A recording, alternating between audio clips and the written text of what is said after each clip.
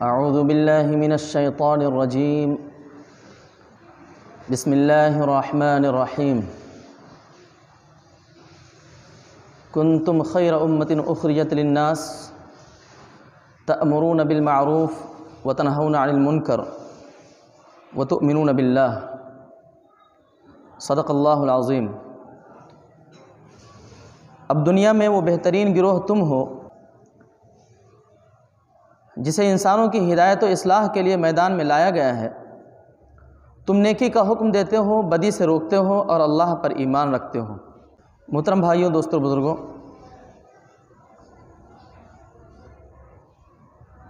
اللہ تعالیٰ کا بہت احسان اور اس کا شکر ہے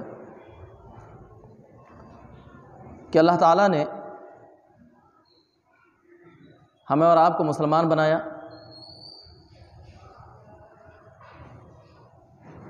اور ساتھ ہی ساتھ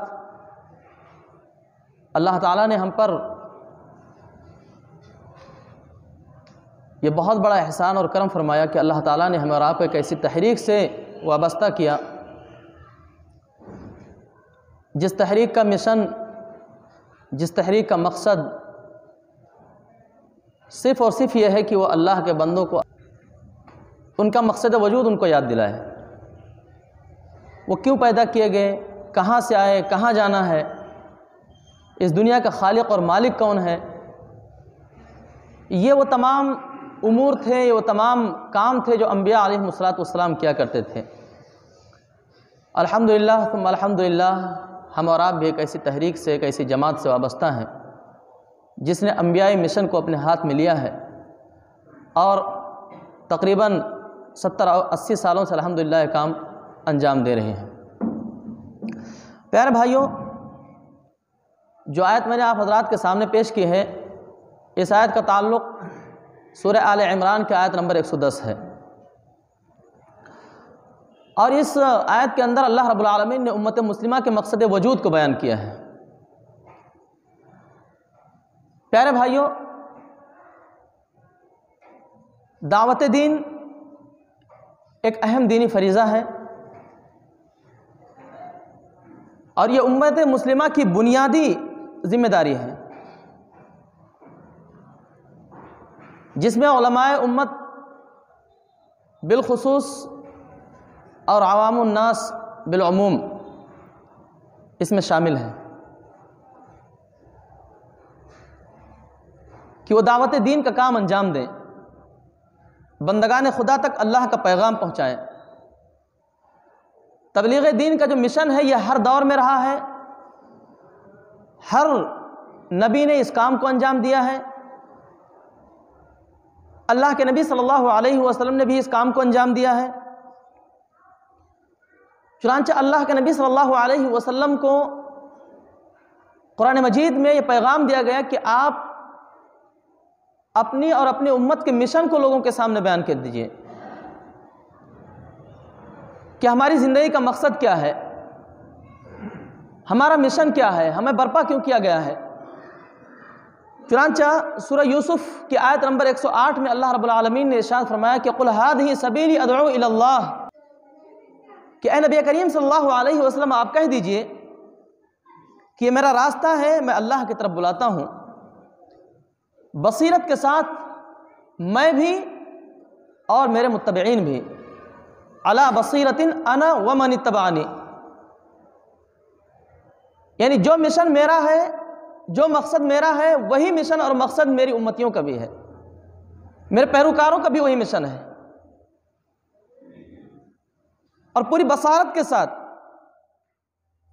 ہم اس کام پہ لگے ہوئے ہیں۔ بلکہ حقیقت تو یہ ہے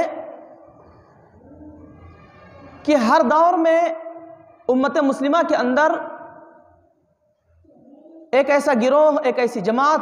ضرور موجود ہونی چاہیے جو بندگان خدا تک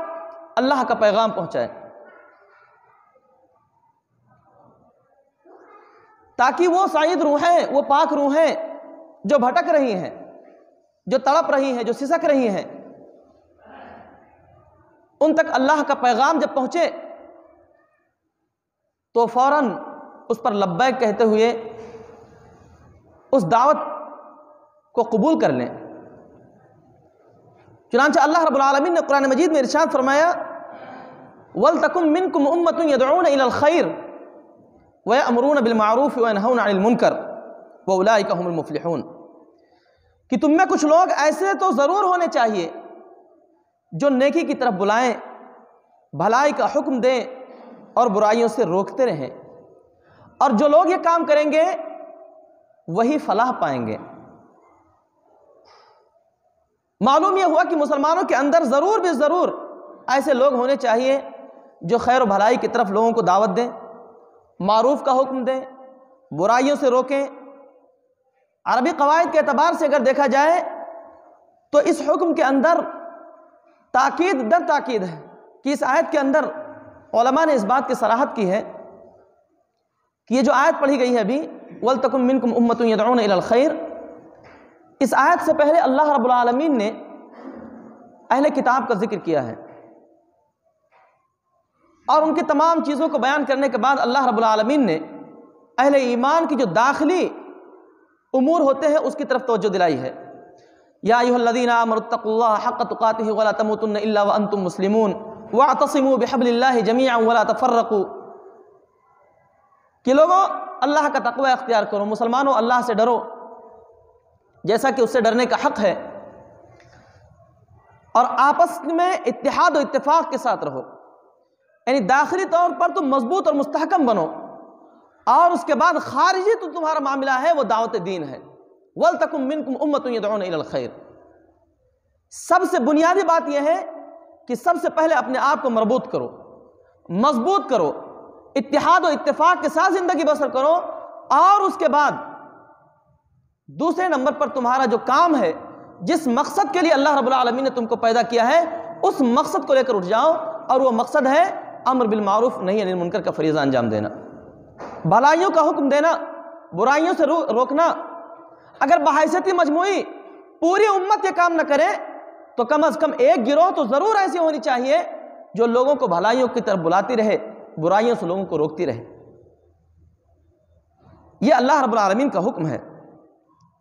قرآن مجید کی متعدد مقامات میں اللہ رب العالمین نے نبی کریم صلی اللہ علیہ وسلم کو صریح الفاظ میں اس بات کی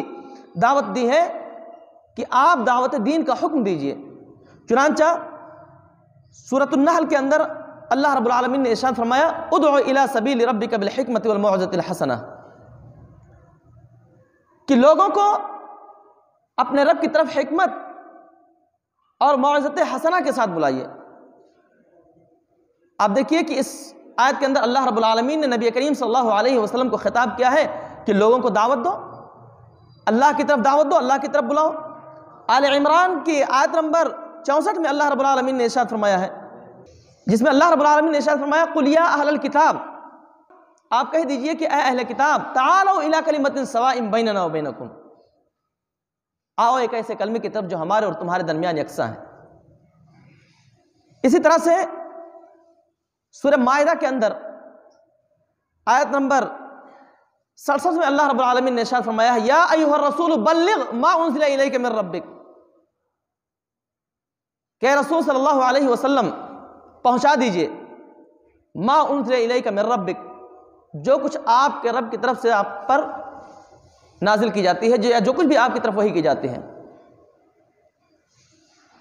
اور آگے تو ایسی بات کہی گئی ہے وَإِن لَمْ تَفْعَلْ فَمَا بَلَّغْتَ رِسَالَتَهُ، اگر آپ نے اس دعوت کے کام کو انجام نہیں دیا تو آپ نے رسالت کا حق ادا نہیں کیا۔ اسی طرح سے سورہ حج کے اندر اللہ رب العالمین نے ارشاد فرمایا ادع الی ربک، اپنے رب کی طرف دعوت دو۔ سورہ قصص کے اندر اللہ رب العالمین نے ارشاد فرمایا ادع الی ربک ولا تکونن من المشرکین، کہ اپنے رب کی طرف دعوت دو اور مشرکوں میں سے مت ہو جاؤ، یعنی امت مسلمہ کا مقصد وجود ہی اللہ تعالیٰ کی طرف بلانا ہے، اللہ تعالیٰ کی طرف لوگوں کو دعوت دینا ہے، اس کا پیغام پہنچانا ہے، بندگان خدا تک اللہ کے احکامات کو، اس کے دین کو کما حقہ پہنچانا ہے، امت مسلمہ کے ہر فرد کی ذمہ داری ہے۔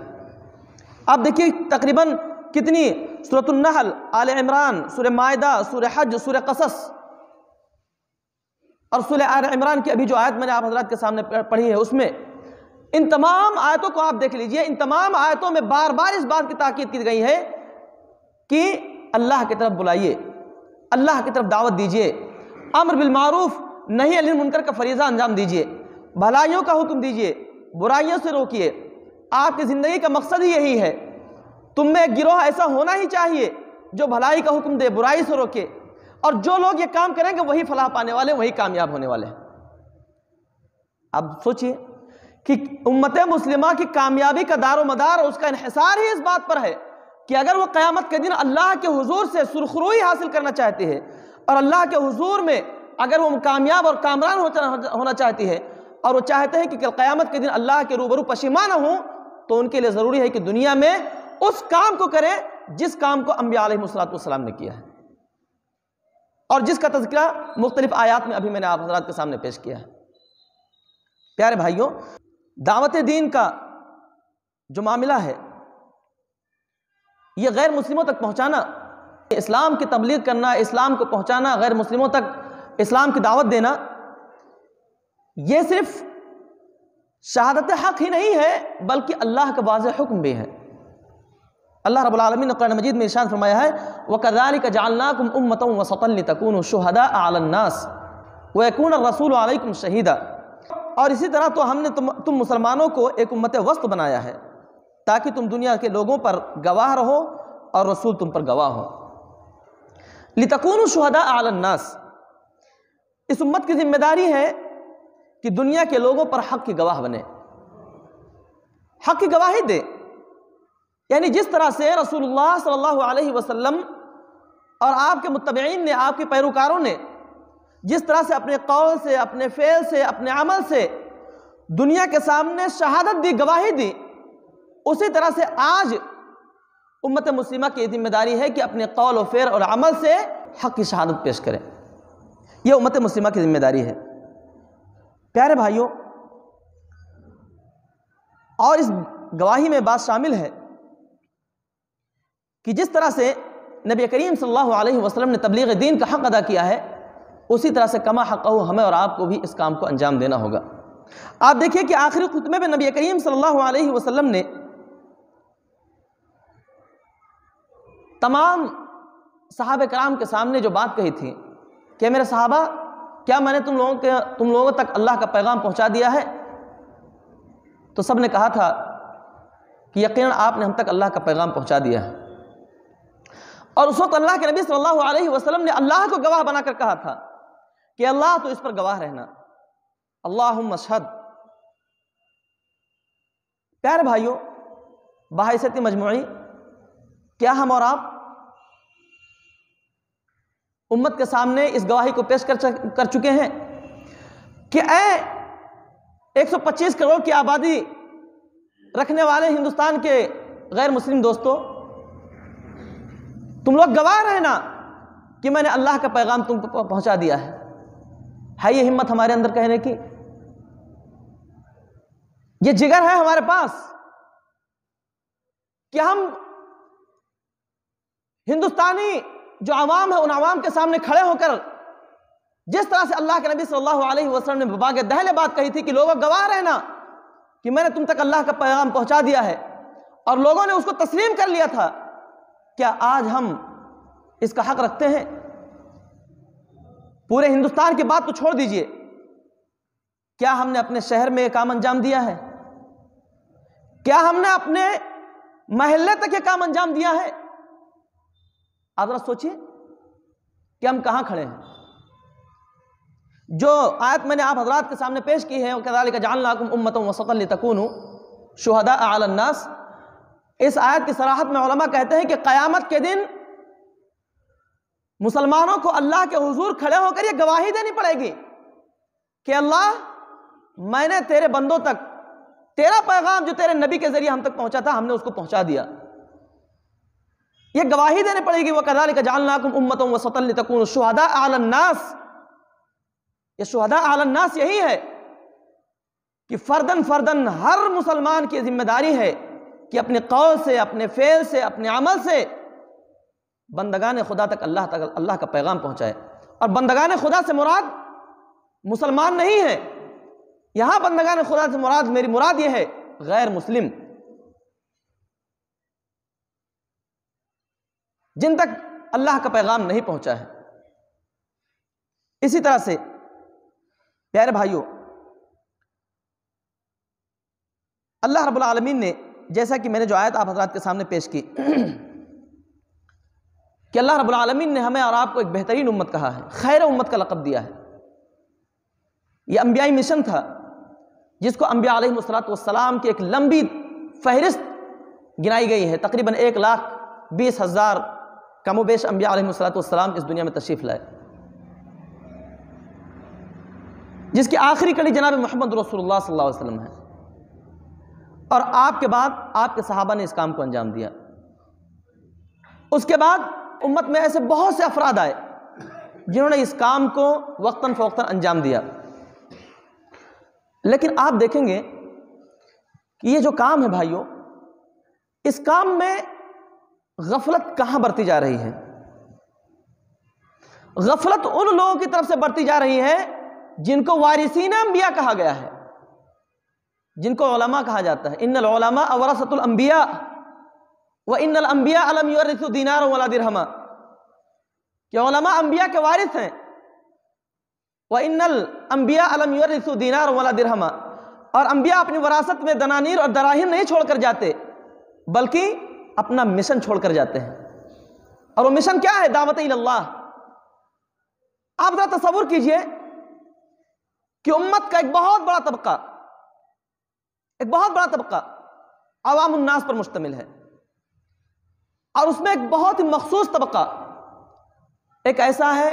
جن کو ہم اہل علم کے نام سے جانتے ہیں، علماء امت کے نام سے جانتے ہیں، ان کا ادب کرتے ہیں، ان کا احترام کہتے ہیں کہ انبیاء کے وارث ہیں۔ لیکن آپ دیکھ لیجئے کہ اس امت کے یا اسلام کے لیے بہت بڑا المیہ ہے کہ اس امت کا جو پڑھا لکھا طبقہ ہے، علماء اسلام جس کو ہم کہتے ہیں، وہ خود اس کام سے غفلت برت رہے ہیں۔ آپ دیکھیں اتنے بڑے بڑے ادارے ہیں، پوری دنیا کی بات چھوڑ دیجئے، ہندوستان میں آپ دیکھ لیجئے، دارالعلوم دیوبند ہے، ندوۃ العلماء لکھنؤ ہے، جامعۃ الفلاح ہے، اور ایسے بہت بڑے بڑے ادارے ہیں، مختلف حلقہ جات میں بھی بڑے بڑے ادارے ہیں۔ آپ دیکھیے کہ اگر تمام مجموعی طور پر اگر تمام اداروں کے فارغین کو اگر لے لیا جائے تو ان فارغین میں جن کی تعداد اگر آپ دیکھیں گے تو کم سے کم اگر کچھ نہیں تو 2,000 سے کم نہیں ہوگی، 2,000، 2,500، 1,000، 1,500، 1,500۔ آپ دیکھیں کہ ہر سال یہ تعداد نکلتی ہے، ہر سال۔ لیکن جب سے ہم نے اور آپ نے ہوش سنبھالا ہے، آپ دیکھیے ذرا تصور کیجئے کہ اتنی بڑی تعداد کہاں جا رہی ہے، یہ لوگ کہاں چلے جا رہے ہیں، پتہ ہی نہیں چلتا کہاں گھس گئے، کون سے سوراخ میں چلے گئے پتہ ہی نہیں چلتا ہے۔ اور جب آئیں گے چندہ کرنے کے لیے تو کہیں گے ہمارے پاس 3,000 طلبہ و طالبات الحمدللہ زیر تعلیم ہیں، جن کے اخراجات آپ حضرات کے تعاون سے پوری ہو رہی ہیں۔ آپ حضرات سے گزارش ہے کہ زیادہ سے زیادہ تعاون کیجئے۔ لیکن سوال یہ ہے کہ وہ جو 3,000 4,000 نکل رہے ہیں وہ جا کہاں رہے ہیں، وہ کس مشن پہ لگ جا رہے ہیں، آخر وہ کس مقصد کے لیے تعلیم حاصل کرتے اور کس مقصد کے لیے اپنے زندگی کو کھپا دیتے ہیں۔ میرے پیارے بھائیوں، اگر عوام اس کام سے غفلت برتے تو کہیں نہ کہیں سمجھ میں آتا ہے کہ العوام کالانعام، کہ چلو بھائی عوام ہے، ان کو مثال دی جاتی ہے کہ جانور ہیں، ان کو کوئی سمجھ بوجھ نہیں ہے، ٹھیک ہے، تعلیمی لحاظ سے پسماندہ ہیں، سمجھ میں نہیں آتا ہے۔ لیکن وہ لوگ جو انبیاء کے وارث ہیں، جو کہتے ہیں ہم نے 8 سال 10 سال ہم نے لگا کر آئے مدرسوں میں، آخر وہ کس دنیا میں چلے جاتے ہیں، وہ کہاں چلے جاتے ہیں؟ اور جو اس طرح کے کام انجام دیتے ہیں ان پر فبتی بھی کسی جاتی ہے، مختلف توجیحات پیش کی جاتی ہیں کہ بھائی ابھی ہمارا کام غیر مسلموں میں دعوت دینا نہیں ہے، بلکہ ابھی مسلمانوں کو ہی سدھارنا ضروری ہے۔ آپ ذرا تصور کیجئے، ایک داعیہ امت مدعو بن گئی، ہم داعیہ امت ہیں، اللہ نے ہم کو داعی بنایا ہے، ہم نے جب اس دعوت کو قبول کر لیا لا الہ الا اللہ محمد رسول اللہ کے ذریعے سے، تو اب ہماری ذمہ داری بن گئی کہ اس چیز کو ہم دوسروں تک پہنچائیں، اس کو سیکھنا، سکھانا اور اس کے اندر اپنے آپ کو آگے بڑھانا، یہ کام تو کرنا ہی کرنا ہے، لیکن اس کے ساتھ ساتھ وہ کام تمہیں انجام دینا ہے جس کام کے لیے انبیاء علیہ السلام اس دنیا میں تشریف لائے۔ جس چیز کو، جس حق تم نے قبول کیا ہے، اسی حق کو لوگوں کے سامنے پیش کرو، لوگوں کے سامنے بیان کرو۔ میرے پیارے بھائیوں، اس وقت ہندوستان کے جو حالات ہیں، آپ دیکھیں گے کہ ہندوستان جو ہے یہ کئی مذاہب کا مجموعہ ہے، جس میں لوگ مختلف عقائد اور مختلف نظریات رکھتے ہیں، اور عقائد اور نظریات کے معاملے میں یہاں کے لوگ بہت ہی ڈاواڈول ہیں۔ اسی لیے آپ دیکھیں گے کہ یہاں پر جو سب سے پہلے ان کے پاس پہنچتا ہے اسی کا دین اور دھرم قبول کر لیتے ہیں۔ کسی نے ان سے پیار سے بات کیا، کسی نے ان کو کچھ لالچ دیا، فوراً وہ اپنا دین اور دھرم چھوڑ کے بیٹھ جاتے ہیں۔ اور آپ دیکھیں گے کہ اس وقت ہندوستان کے اندر عیسائیت بڑی تیزی کے ساتھ پھیل رہا ہے۔ عیسائیت، ان کے مبلغین دن رات اس میں لگے ہوئے ہیں، اس کام میں۔ اور وہ لوگ جو اپنے آپ کو بہت کٹر ہندو بنتے تھے، جو اپنے دین اور دھرم کو چھوڑنے کے لیے تیار نہیں تھے، اپنے آباء و اجداد کی تقلید کا قلادہ جنہوں نے اپنے گلوں میں ڈال رکھا تھا، جسے اتارنا وہ گوارا نہیں کر رہے تھے، آپ دیکھیے کہ ایک بہت بڑا طبقہ ان کا بڑی تیزی کے ساتھ عیسائیت کی طرف بھاگا جا رہا ہے۔ کیوں؟ اس لیے کہ وہ ان کی خدمت کر رہے ہیں، رفاہی کام انجام دے رہے ہیں، لالچ دے رہے ہیں، اور ان کے پاس پہنچ رہے ہیں، اور اپنے دین کی، اپنے دھرم کی تبلیغ کر رہے ہیں، جس کے ذریعے سے ان کا دھرم قبول کر رہے ہیں۔ لیکن مسلمان جو 125 کروڑ کی آبادی میں یہاں ہندوستان میں رہتے ہیں، آخر کار یہ اس کام کو انجام کیوں نہیں دیتے ہیں؟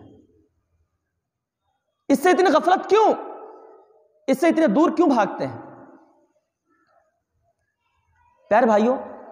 یہی وجہ ہے کہ جب ہم نے دین کی دعوت دینی چھوڑی تو آج آپ دیکھیے صرف غیر مسلم ہی عیسائی نہیں بن رہے ہیں، بلکہ امت مسلمہ کا ایک بہت بڑا طبقہ ایسا بھی ہے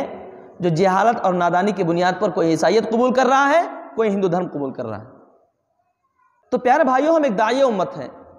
داعیہ امت جہاں اپنے اوپر کام کرے گی، اپنی اصلاح کرے گی، اپنا تزکیہ کرے گی، علم کے میدان میں آگے بڑھنے کی کوشش کرے گی، دین اسلام کو فالو کرے گی، وہیں پر اس کے لیے ضروری ہے کہ اس دین کو بندگان خدا تک بھی پہنچائے۔ بہت سارے لوگ یہ غلط فہمی مبتلا ہے کہ اللہ رب العالمین صرف مسلمانوں کا خدا ہے۔ اسی لیے آپ دیکھیے کہ لوگ بھی کہتے ہیں مسلمانوں کا خدا، خدا سب کا ہے، صرف مسلمانوں کا نہیں ہے۔ اس لیے خدا کا تعارف پیش کرنا، خدا کے احکامات کو لوگوں تک پہنچانا، خدا کیا ہے، جب تک اس کا تعارف لوگوں کے سامنے پیش نہیں کیا جائے گا، تب تک لوگ ظاہر سی بات ہے اپنے باطل عقائد اور نظریات پر جمے رہیں گے۔ اللہ کے نبی صلی اللہ علیہ وسلم کے زمانے میں آپ دیکھیے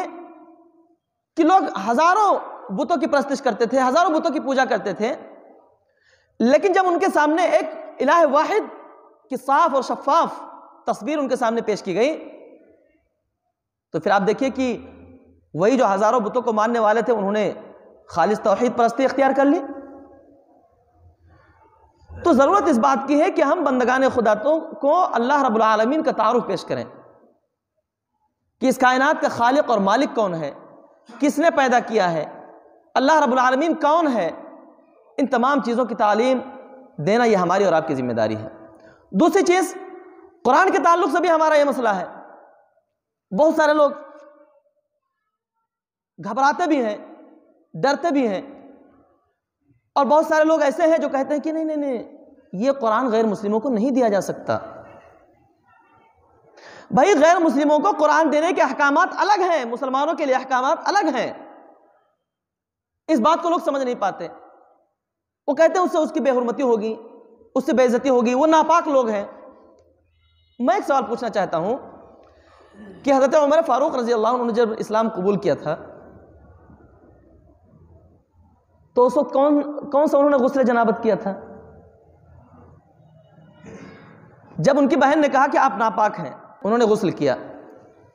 اب وہ کون سا غسل کیے ہوں گے بتائیے؟ کیا 3 بار کلی کرنا، 3 بار ناک میں پانی ڈالنا اور اس کے بعد پھر کیا نام ہے پورے بدن پر پانی بہانا، ایسے نیت کر کے انہوں نے غسل کیے تھے کیا؟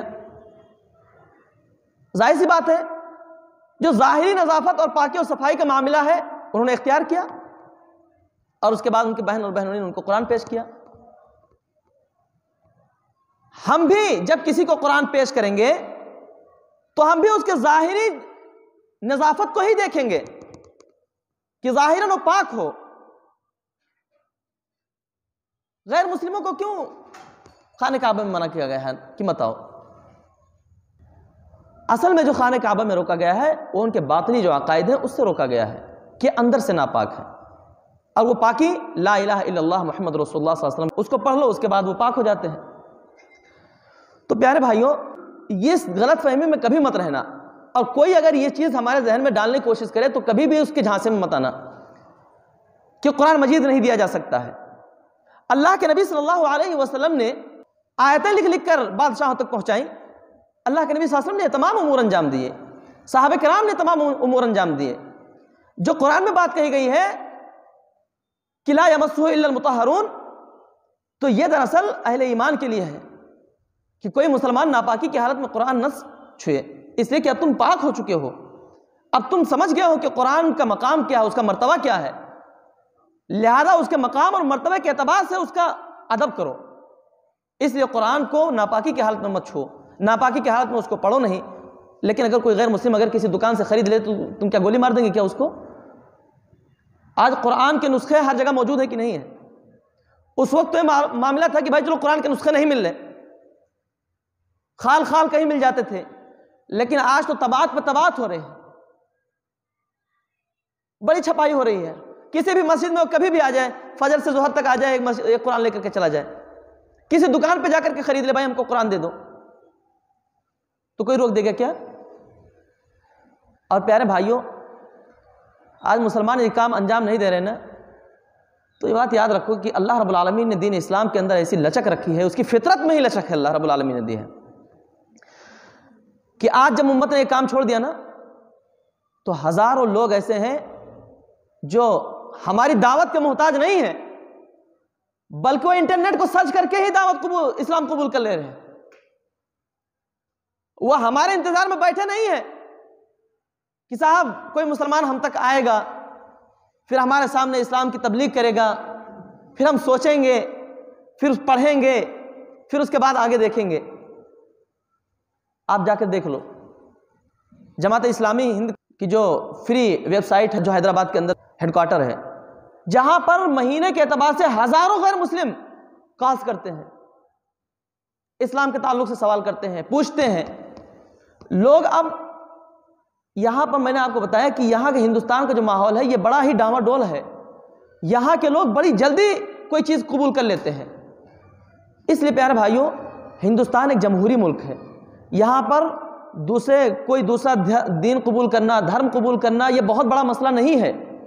اس لیے یہ ہماری اور آپ کی اولین ذمہ داری ہے کہ ہم ان تک اللہ کا پیغام لے کر پہنچیں، ان تک اللہ کے پیغام کو پہنچائیں۔